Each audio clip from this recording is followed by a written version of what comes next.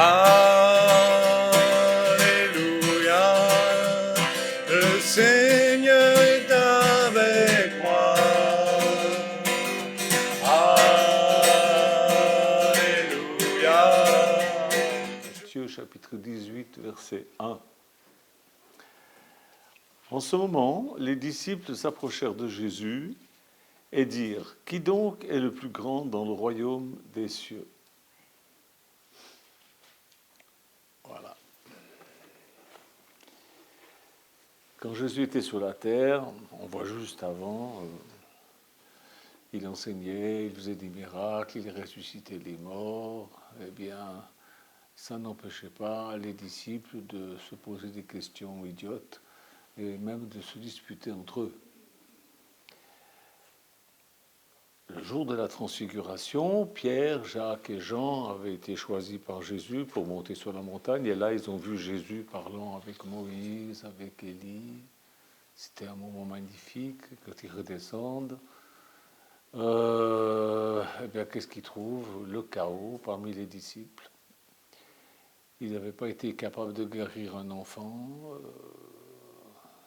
Et ils étaient tout énervés. Alors Jésus s'occupe d'abord du papa de l'enfant, puis ensuite il s'occupe de l'enfant en le délivrant. Et un peu plus tard, en privé, Jésus dit à ses disciples qu'il pourrait faire cela s'il se consacrait plus pleinement à la prière et au jeûne. Jusqu'au retour de Jésus, il y aura toujours des gens qui croiront suffisamment pour pouvoir guérir les malades, pour pouvoir chasser les démons, ressusciter les morts.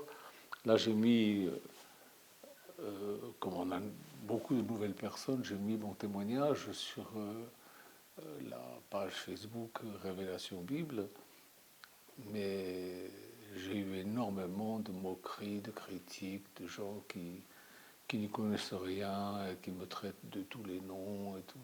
Parce qu'ils ne savent pas, les gens ne savent pas. Et pourquoi ne savent-ils pas ? Parce qu'il n'y a personne pour leur dire, il n'y a personne pour leur montrer. Et le problème, c'est que les disciples de Jésus d'aujourd'hui sont la même chose que les disciples de Jésus au temps de Jésus.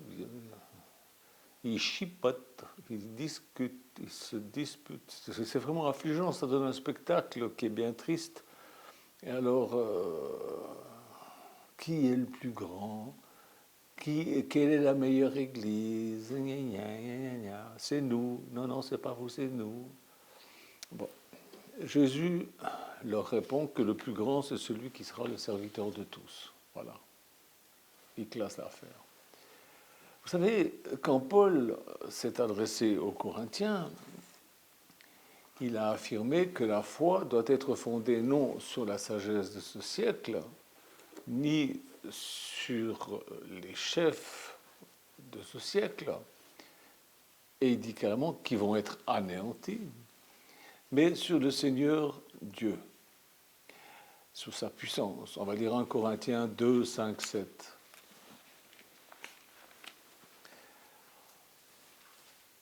Votre foi,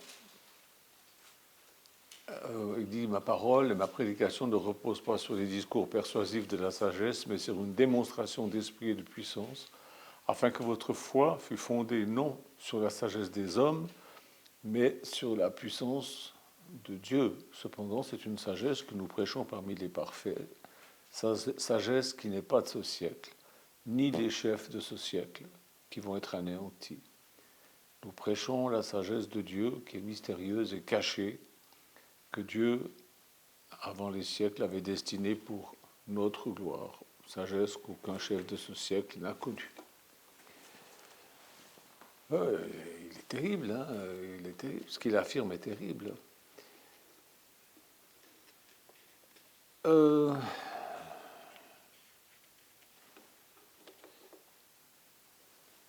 Pour notre part, nous connaissons les Écritures, nous les méditons, nous en parlons, nous l'étudions, nous croyons que nous vivons dans l'époque du rétablissement de toutes choses, c'est-à-dire de la guérison de toutes choses. Mais de quelle chose ?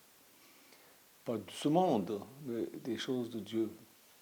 Et c'est ainsi que nous comprenons que le monde n'est pas en soi le problème, c'est un problème spirituel. On dit oui, c'est la faute à un tel, c'est la faute à un tel. C'est vrai que voilà, c'est un tel que on voit, ses chefs et compagnie sont animés par des esprits. C'est un monde spirituel qui anime tout ça. Et nous acceptons toutes les vérités que Dieu transmet à ses enfants, qu'elles soient découvertes par la science ou par la révélation, qui ne contredit pas la Bible.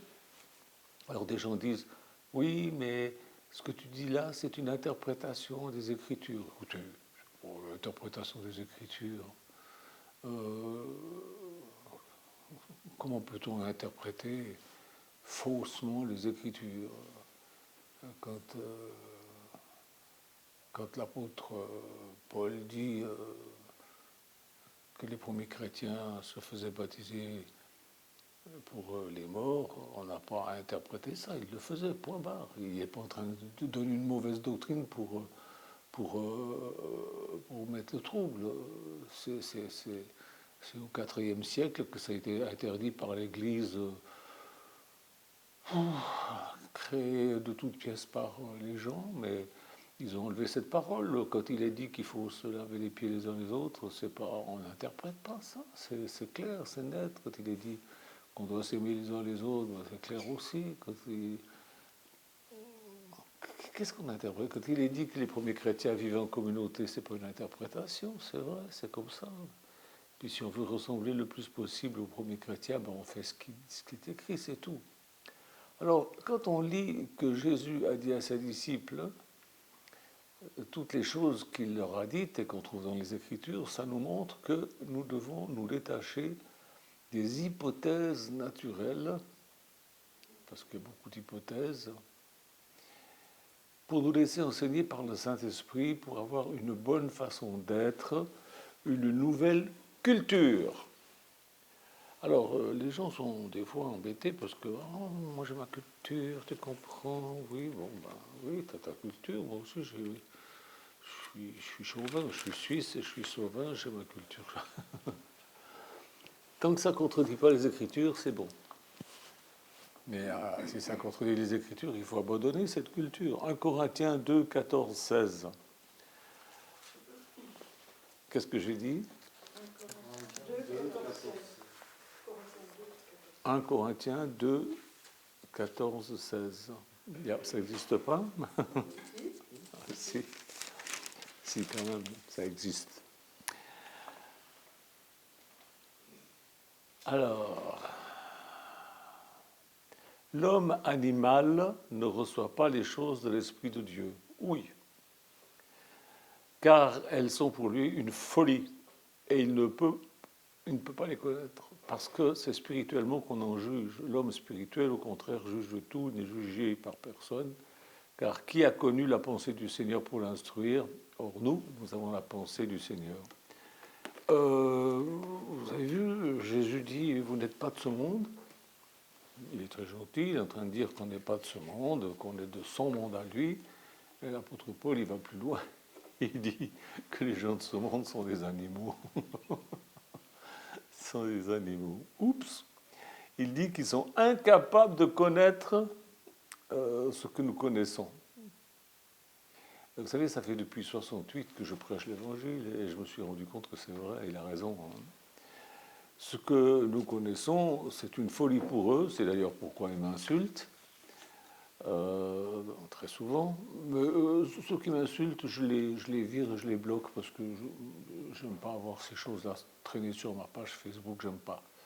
Je trouve que ça n'édifie personne, donc j'enlève et puis c'est tout. Ils ne peuvent même pas comprendre. Ce n'est pas dans leur pouvoir de comprendre ce que nous comprenons. Ils ne peuvent pas. J'aime beaucoup les animaux. Là, on a des chiens, des chats, des poules. On a même des punaises en ce moment. Mais pas des punaises de lit, hein. C'est gros machins. Voilà.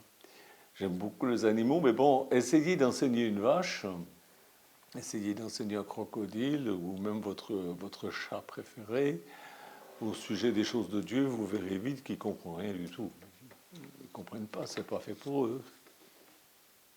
Ils ne comprennent pas. Eh bien, les gens de ce monde, même les chefs, même les hauts dignitaires religieux de ce monde sont pareils. Ils peuvent avoir une religion, mais ils ne comprennent rien aux choses de Dieu. Aux choses de Dieu, ils ne comprennent rien. On va encore reprendre un Corinthien.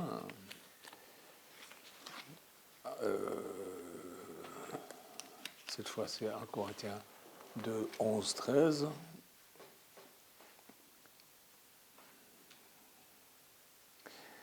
Lequel des hommes, en effet, connaît les choses de l'homme, si ce n'est par l'esprit de l'homme? Si ce n'est par l'esprit de l'homme qui est en lui. De même, personne ne connaît les choses de Dieu si ce n'est l'esprit de Dieu. Si vous avez l'esprit de Dieu en vous, vous pouvez connaître les choses de Dieu. Si vous ne l'avez pas, vous ne pouvez pas comprendre, ce n'est pas possible. C'est un autre monde, c'est autre chose. Or, nous n'avons pas reçu l'esprit du monde, mais l'esprit qui vient de Dieu, afin que nous connaissions les choses que Dieu nous a données par sa grâce. C'est une grâce, hein, on n'est pas orgueilleux, on ne se vante pas d'abord de connaître des choses que les veaux, les vaches et les cochons ne connaissent pas, hein, mais c'est une grâce que Dieu nous a faite. Et nous en parlons non avec des discours qu'enseigne la sagesse humaine, mais avec ceux qu'enseigne l'esprit, employant un langage spirituel pour des choses spirituelles. L'homme animal ne reçoit pas les choses de Dieu. En ce moment, il y a des gens qui sont envoyés par Dieu sur cette terre pour guider le peuple de Dieu et pour apprendre aux enfants de Dieu à se détacher, à détacher leur esprit du quotidien et à adopter la pensée de Jésus-Christ. Il y a des véritables hommes de Dieu, des véritables femmes de Dieu partout dans ce monde qui font ça. Puis par-dedans, il y a aussi des escrocs, il y a toutes sortes de choses. Alors les gens font vite l'amalgame. Vous dites que vous priez pour les malades, que les malades sont guéris. Attention, arnaque. Voilà. Les gens font des amalgames, ils ne cherchent pas à comprendre. C'est là, c'est des... Qu'est-ce que je vous dise? Qu'est-ce que Jésus pense au sujet du monde de nos jours? Eh bien, ceux qui écoutent les vrais serviteurs de Dieu, les vrais envoyés de Dieu, appliquent les conseils qu'ils reçoivent et constatent qu'ils se débarrassent de leurs attitudes restrictives, de leurs attitudes revendicatrices, de révoltés, pour développer la pensée de Jésus en établissant la paix. Mais pas une paix basée sur rien.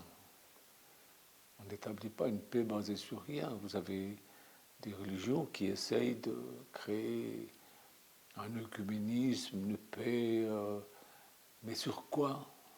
Oh, je t'aime de l'amour du Seigneur, oui, mais je ne crois pas du tout la même chose que toi, mais bon, on n'en parle pas, puis on ne parle pas de choses qui fâchent, et puis comme ça va. Mais ça, c'est pas vraiment selon Dieu, c'est n'importe quoi. Ceux qui écoutent les envoyés de Dieu maintiennent leur élan spirituel en prenant du temps pour le Seigneur, en lisant la Bible, en priant, en agissant selon les commandements de Jésus et des apôtres, en se repentant si besoin est, et en cherchant à recevoir des révélations, en cherchant, en pensant de manière céleste et non pas terrestre. Comment on peut penser de manière céleste? Déjà, si vous avez la pensée de Christ, vous pouvez penser de manière céleste. La pensée de Christ, vous ne pouvez pas l'avoir si vous ne la connaissez pas. Et vous ne la connaissez pas si vous ne lisez pas les Écritures. Vous pouvez dire « je suis chrétien », mais si vous ne connaissez pas les Écritures, non, vous vous illusionnez. Vous avez une religion, mais vous n'êtes pas chrétien vraiment. Vous ne connaissez pas ce que Jésus dit. Votre être tout entier va être renouvelé lorsque vous vous engagerez dans l'œuvre du salut, parce que ça, c'est ce que Dieu veut en premier, qu'on s'engage dans l'œuvre du salut et qu'on prenne soin des autres. Et cela, c'est fatigant. C'est fatigant. La mission que Jésus nous confie, elle est fatigante, elle est exigeante, parce que c'est impossible qu'un homme animal puisse être sauvé s'il est ignorant et il ne peut pas connaître. Il ne peut pas connaître. Alors notre mission sur Terre, c'est d'enseigner par tous les moyens pour que les gens sachent, entendent, comprennent comment adorer, qui adorer, afin qu'ils arrivent à recevoir ce que nous avons reçu. Mais la plupart du temps, on parle à des êtres, à des hommes animaux, c'est-à-dire à des gens qui sont pas concernés. Nous vivons à l'époque où les pierres crient. Jésus a dit, quand le peuple cessera de me louer, les pierres se mettront à crier. Et ce qu'il voulait dire là, le mot archéologie n'existait pas encore, mais aujourd'hui l'archéologie démontre de plus en plus que ce que la Bible dit est vrai. Et elle confirme les Écritures. Mais combien de chrétiens ont pris le temps, par exemple, de lire les manuscrits de la mer morte? Combien de chrétiens ont pris le temps de lire les manuscrits de la mer morte? Vous savez, ce sont des manuscrits qui ont été écrits par des Esséniens, environ 200 ans, même un peu avant déjà Jésus-Christ, et c'est absolument extraordinaire. Mais j'ai même des gens de ma propre famille qui n'ont pas lu. Ma propre famille, s'en foutent. J'ai des amis, des vrais amis, des gens qui mais ils n'ont pas lu. Ils n'ont pas lu. Vous savez, Jésus nous parle à la fin, trouverai-je la foi quand je viendrai sur terre? Et il dit, ça sera comme si je vais trouver 10 vierges. Il y en aura 5 sages et 5 folles. Et les 5 sages et les 5 folles dormiront. Alors, en Afrique, quand je prêche, je dis, qui veut être une vierge folle? Levez la main. Alors, personne ne lève la main. Et puis, quand je dis, qui c'est qui veut être une vierge sage? Alors, tout le monde lève la main. Alléluia, alléluia. Je dis, ben, moi, je ne veux pas. Je ne veux pas être une vierge sage. Ah bon, pourquoi? Je dis, parce qu'elles dorment. Ah, il n'est pas réalisé. Ce que je veux être, moi, c'est la voix qui crie. Parce que quand les vierges dorment, comme ça, il y a une voix qui crie, qui s'élève et qui dit « Réveillez-vous, l'époux vient, il faut aller à sa rencontre ». Alors toutes les vierges se réveillent, c'est-à-dire toutes les personnes qui aiment Jésus, qui se gardent pures pour Jésus, se réveillent et puis elles veulent allumer leur lampe pour aller à la rencontre de Jésus, mais les folles, elles n'ont pas ce qu'il faut dedans. Hein, elles n'ont pas l'huile qu'il faut, il n'y en a pas assez. Et alors elle demande aux sages, oh, vous ne pouvez pas nous en donner un peu? Puis les sages disent, excusez-moi, mais si je vous en donne, je n'aurai plus assez pour moi. Non, je ne peux pas. Allez chez ceux qui vendent. Vous savez, chez ces prédicateurs qui vous vendent les bénédictions. Hein? On en trouve combien de ces prédicateurs qui vendent des bénédictions? Ah ben, allez chez eux. Et puis les vierges sages vont, et puis la porte est ouverte, et puis elles rentrent, et puis elles sont reçues par Jésus, Abraham, Isaac, Jacob, tous les saints, et puis c'est la fête, c'est un repas extraordinaire. Et puis quand les vierges folles finalement arrivent, parce qu'elles arrivent finalement, elles tapent à la porte, et puis Jésus regarde par le Judas, il regarde par le petit trou, il dit, mais vous êtes qui? Enfin Seigneur, je ne vous connais pas. Il les vire. Ben voilà, c'est ça. Ils dorment.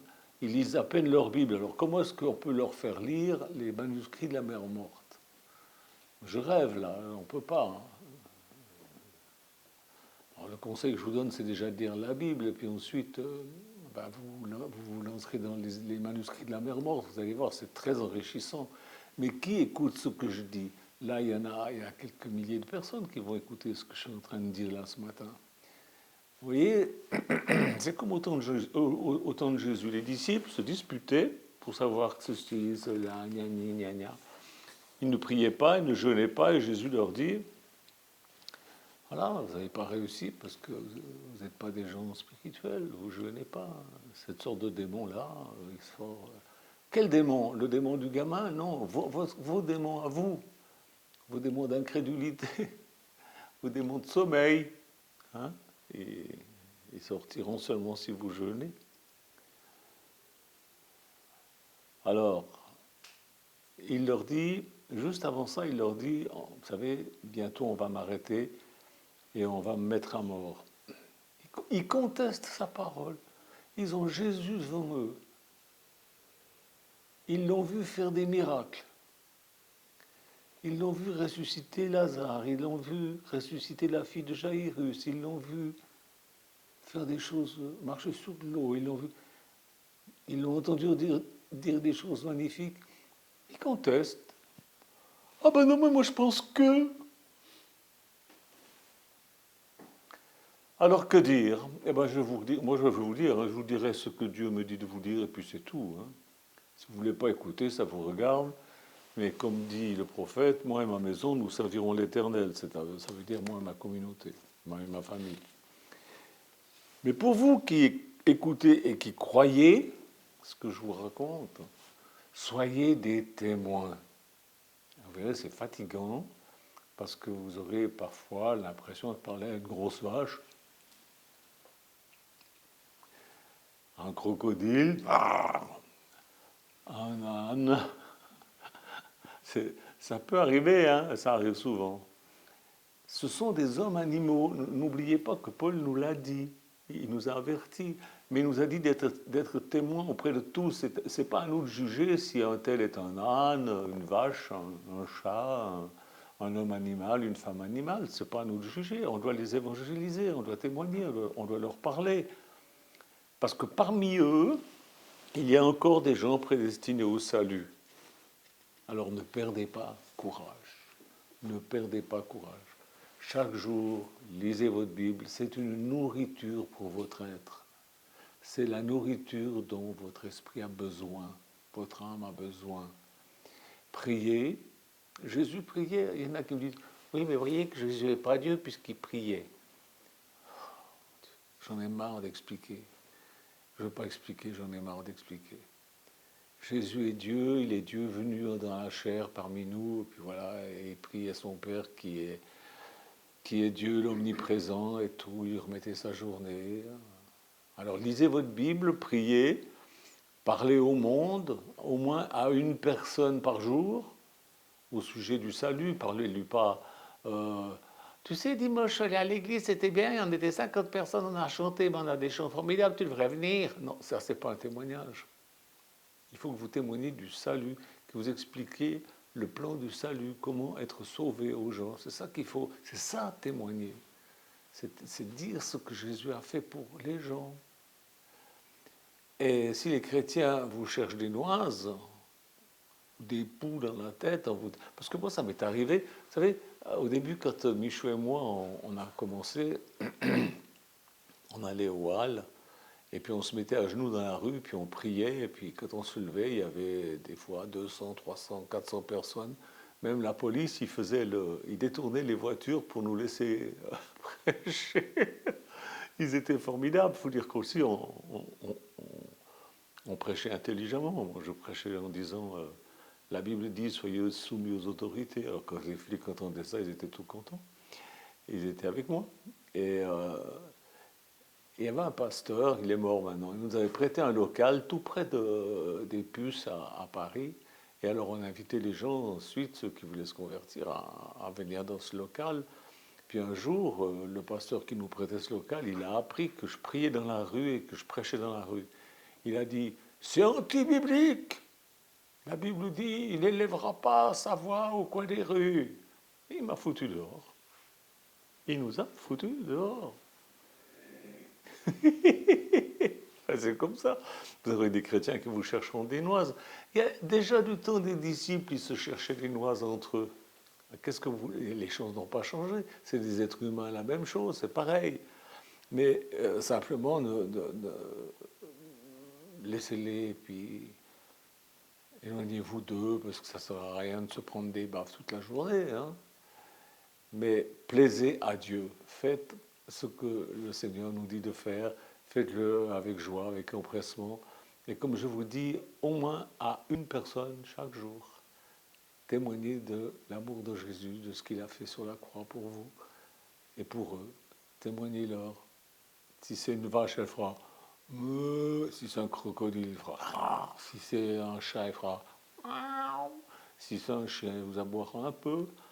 Hein, voilà, des animaux, il y en a plein.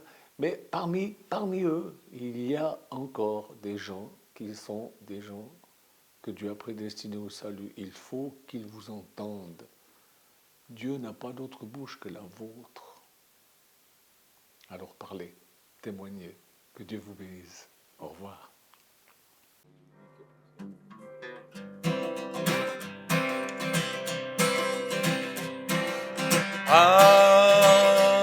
Alléluia, le Seigneur est avec moi. Alléluia, je suis fidèle dans ses voies. Hosanna, ses promesses sont pour moi. Hosanna pour le roi, même si je tombe, il me relèvera. Alléluia, le Seigneur est avec moi. Alléluia, je suis fidèle dans ses voies. Hosanna, ses promesses sont pour moi. Hosanna pour le roi, même si je tombe, il me relèvera. Alléluia, le Seigneur est avec moi. Alléluia, je suis fidèle dans ses voies. Hosanna, ses promesses sont pour moi. Hosanna pour le roi, même si je tombe, il me relèvera. Alléluia, le Seigneur est avec moi. Alléluia, je suis fidèle dans ses voies. Hosanna, ses promesses sont pour moi. Hosanna pour le roi, même si je tombe.